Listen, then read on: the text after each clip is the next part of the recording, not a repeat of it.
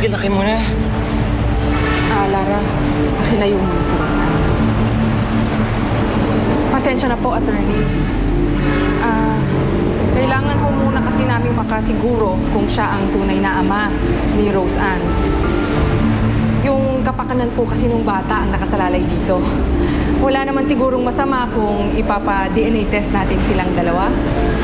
Naiintindihan ho namin yon. In fact, may mga kilala akong DNA test centers. Marami na rin naman kasi akong kasong nahawakan ganito eh. Kaya kung gusto niyo, i-refer ko kayo doon. Salamat, attorney. May suki po kaming DNA testing center, no? Kami na ho ang bahala doon. Okay, kayo ang bahala. Pwede ba mabigyan naman natin ng konting panahon si Ma'am Paco na makasama si Roseanne? Matagal na rin naman kasi siyang sasabik sa kanyang anak eh. Okay, pero kailangan ho ay supervised. Mang Paco, dito ho tayo sa opisina. Sige, susunod ako. Ay, sandali lang ho. Dito ho tayo.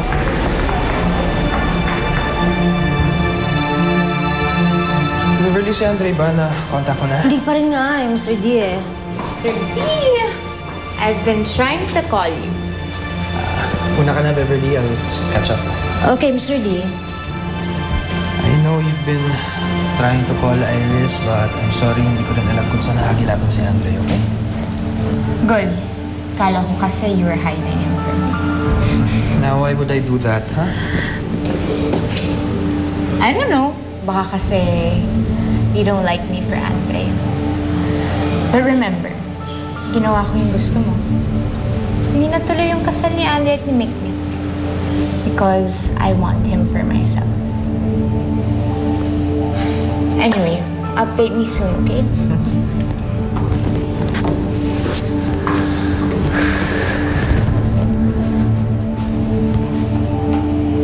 Feeling naman itong babaeng to, parang papalikan mo sa ni Andre.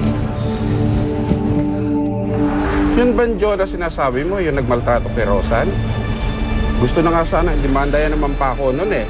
Pero sabi ko nga sa kanya, pati na yung bumili ng bata. Kaya wala na kaming madedemanda. Ah, talaga? Oo, yan si Paco. Mabuting tao yan. Wala sa itsura, pero sabi nga nila, di ba? Don't judge the book by its cover. Mapagmahal na ama yan sa kanyang mga anak. Sigurado ako, maaalagaan niyang maigi si Roseanne.